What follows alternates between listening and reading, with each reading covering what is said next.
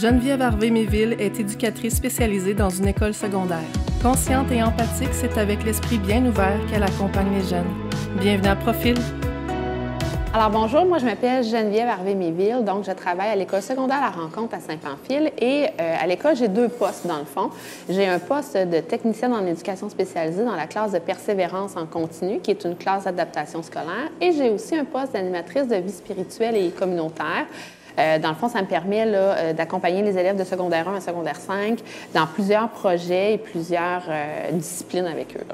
Comme éducatrice spécialisée dans la classe de persévérance en continu, mon mandat est beaucoup d'accompagner les élèves dans les petites et les grandes tâches. À certains moments, je peux être leur main d'écriture pour les élèves qui ont des difficultés à ce niveau-là. Je peux aussi revoir certains bouts de matière avec eux. Je les accompagne aussi beaucoup dans ce qui est la gestion des émotions, la gestion des comportements, parce que dans ma classe, on a 19 élèves qui ont chacun une petite couleur différente, donc je les accompagne à ce niveau-là aussi. C'est sûr que comme TES, bien moi, c'est quelque chose qui est vraiment cadré sur cette classe-là, mais le travail de TES là, scolaire peut être amené à varier, là, que ce soit au primaire ou au secondaire. Là, des fois, les tâches et les demandes sont différentes. Là.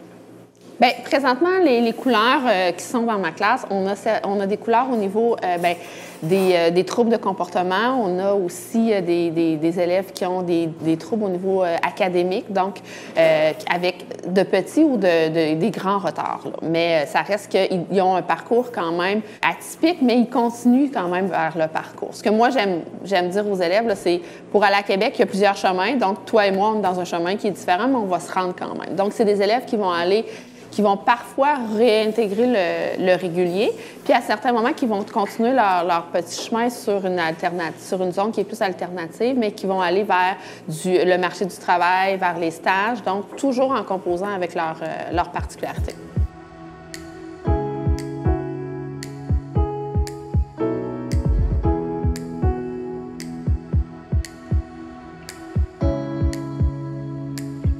Dans chaque école, il y a des classes d'adaptation scolaire.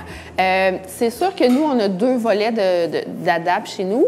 Évidemment, il y a des pour, il y a des contre au niveau des faits, des rassemblés ensemble. C'est sûr que quand ils sont tous ensemble, la difficulté que nous, on rencontre présentement parce qu'on est en région, c'est que tout est mélangé. Donc, il y a des élèves qui ont plus des difficultés académiques qui vont côtoyer aussi des élèves qui sont plus en troubles de comportement. Et là, des fois, c'est là où ça devient plus compliqué de répondre adéquatement aux besoins de tout le monde. On répond aux besoins, mais est-ce qu'on répond aussi rapidement ou aussi intensément qu'on devrait parce qu'on a une population qui est bien mélangée. Par contre, dans les pour, ce qui est agréable, c'est que ils peuvent fonctionner à leur rythme, ce qui n'est pas nécessairement possible de faire quand on est au régulier. Donc, nous, on a des élèves qui vont être dans notre classe 1 année, 2 ans, 3 ans, et tout au long de ce parcours-là, ils vont pouvoir avancer à leur rythme et vivre des réussites à chaque petit pas, ce qui est plus difficile de faire quand on est en régulier et qu'on a de la difficulté. Parce que là, il faut suivre la vitesse du régulier, puis des fois, c'est plus complexe là, avec ces élèves-là. L'aide n'est pas la même non plus, parce que moi, dans ma classe, on est 3 enseignants. C'est sûr qu'on alterne, on chevauche, là, mais il y a 3 enseignants, 2 éducatrices spécialisées. Donc, en permanence, il y a 2 enseignants et une éducatrice avec eux, ce qu'il n'y a pas nécessairement au régulier non plus. L'aide qu'ils recevaient au primaire ne suit pas quand ils traversent au secondaire. Donc, c'est là aussi, des fois, l'enjeu d'intégrer les élèves en régulier parce qu'ils n'ont pas nécessairement accès aux mêmes ressources.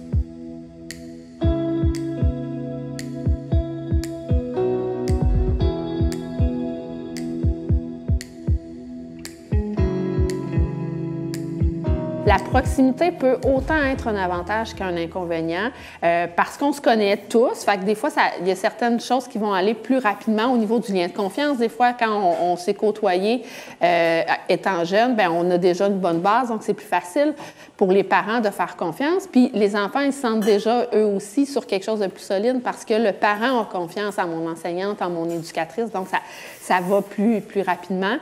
Mais c'est sûr qu'en se connaissant tous, en évoluant dans le même milieu, on est facilement accessible. Donc, des fois, c'est là où est-ce que ça devient parfois plus complexe ou plus croustillant. Là. Puis c'est sûr qu'on se connaît, donc, tu sais, c'est ça devient plus difficile à ce moment-là. Je peux agir plus rapidement aussi avec les élèves parce que, justement, je sais d'où ils viennent.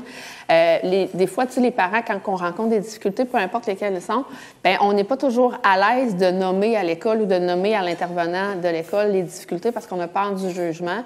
Par contre, quand c'est des difficultés qu'on peut connaître, qu'on peut être en mesure d'avoir accès, bien, le parent n'a pas à le nommer. Nous, on le sait, puis habituellement, on peut agir plus rapidement. Donc, ça peut faciliter certaines choses, mais d'un autre côté, c'est sûr qu'on se connaît. Donc, je le sais que si un petit coco passe un moment difficile parce que le contexte à la maison est plus compliqué, bien, c'est sûr que émotionnellement, ça vient nous chercher aussi parce qu'on les connaît, ces milieux-là, puis on connaît ces difficultés-là. Fait que c'est sûr que notre regard est peut-être plus bienveillant, là, puis ça vient atteindre un peu nos émotions à ce moment-là.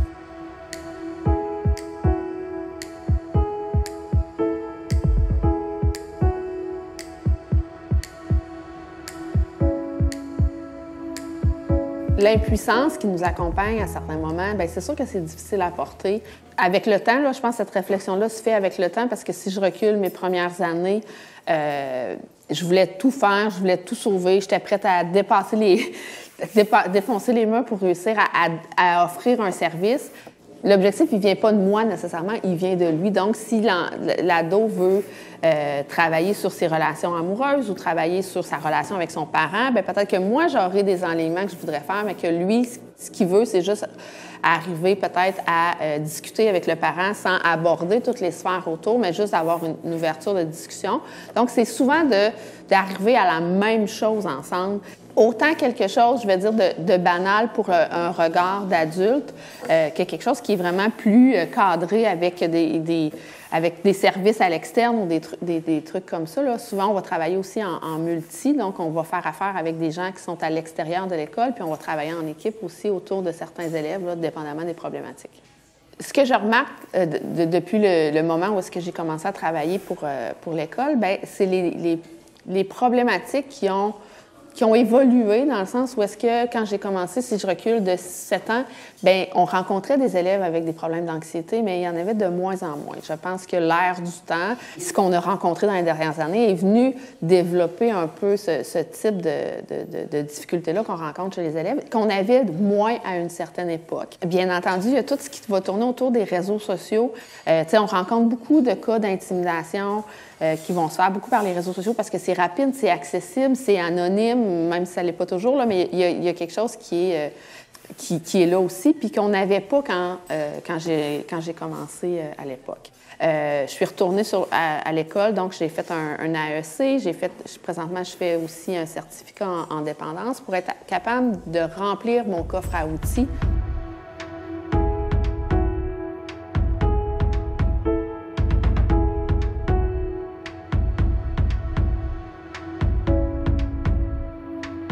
Déjà, quand je nomme mon titre au complet, là, quand je décortique l'animatrice de vie spirituelle et communautaire, là, les élèves ils ont peur. Là, je vais-tu leur parler de Jésus ou je vais-tu...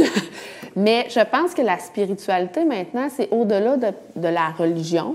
C'est comment moi je suis, c'est mon essence. On parlait de couleur tout à l'heure, donc c'est ça aussi, c'est ma couleur personnelle. C'est par là que va passer ma spiritualité.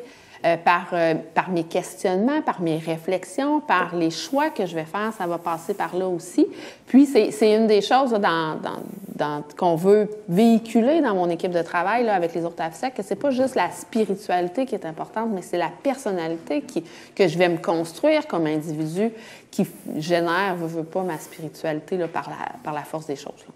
Bien, on va beaucoup baser par rapport... Moi, ce que j'aime faire ressortir chez les élèves, c'est leurs valeurs. Donc, c'est quoi tes valeurs de base? Et après, on va aller trouver la bonne activité ou la bonne initiative pour développer ta spiritualité. Tu sais, si le respect pour toi, c'est quelque chose qui est super important, mais comment on peut le décliner dans ta vie de tous les jours? Puis comment on peut trouver à faire des liens avec l'école? Donc, je vais avoir des élèves qui vont peut-être travailler au niveau du pairage avec d'autres, ou est-ce qu'on va les impliquer dans le gouvernement étudiant? Donc, c'est des choses où est-ce qu'ils vont pouvoir aller chercher leur saveur et développer aussi leur spiritualité.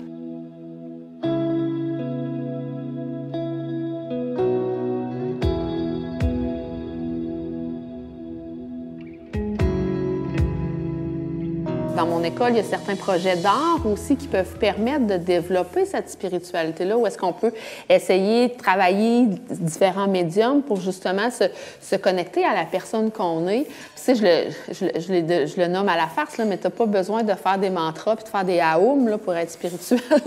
Tu as juste à trouver la bonne saveur, la bonne couleur que tu as, puis de trouver ce que tu as envie aussi de dégager puis qu'on retienne de toi. D'impliquer les élèves sur du long terme, c'est plus difficile. Ils ont des enjeux qu'on n'avait pas à l'époque. Tu sais, ils travaillent plusieurs heures par semaine. Ils ont beaucoup de loisirs à l'extérieur de l'école. Donc, des fois, de les impliquer sur quelque chose qui est du long terme est c'est plus compliqué pour eux et pour nous aussi.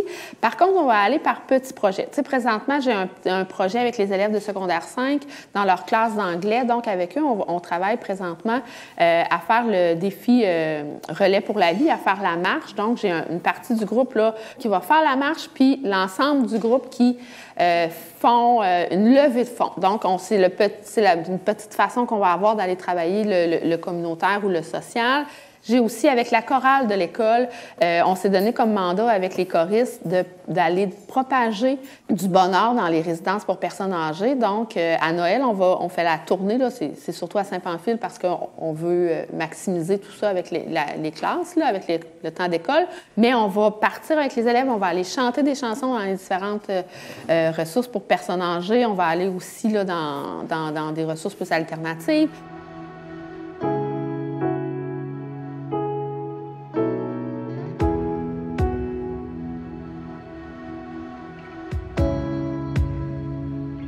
Un adolescent, peu importe le milieu, va rester un adolescent avec des enjeux qui vont, somme toute, se ressembler. Je pense que là où est-ce qu'elle est la différence, dans ma région, j'ai accès pour mes élèves à plusieurs services. Par contre, les services sont longs, sont loin, ne sont pas toujours accessibles. Donc, je pense que la différence, c'est que peut-être dans les milieux qui sont plus urbains, bien, les services sont peut-être plus rapides ou sont plus à proximité du jeune, mais veut pas, on finit par rencontrer les mêmes choses.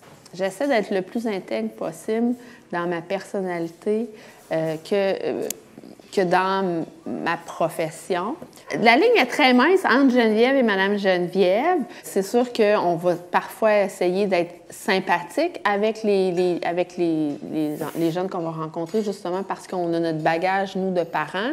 C'est toujours de revenir à la base, de se rappeler que je ne suis pas en train de travailler avec mon enfant, je suis en train de travailler avec l'enfant de quelqu'un d'autre. Quand on travaille en relation d'aide, si on n'est pas capable de travailler avec nos valeurs, c'est là où est-ce que ça devient plus difficile. C'est sûr que je ne peux pas laisser ma valeur mener mon intervention. Par contre, elle peut faire partie de l'intervention. Je suis capable de comprendre que certains élèves vont nous manquer de respect par rapport à leur vécu, par exemple.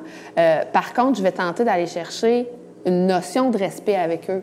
Fait que je pense que ça fait partie, mais mes valeurs ne doivent pas mener nécessairement à 100% mon travail parce que ça reste que les miennes. Moi, j'ai mes valeurs. La personne avec qui je vais intervenir a aussi ses valeurs et je ne peux pas lui imposer mes valeurs et elle ne peut pas m'imposer les siennes. Donc, c'est de réussir à trouver le juste milieu entre les deux. Mais ça prend nos valeurs pour quand même être un intervenant bien groundé sur le plancher.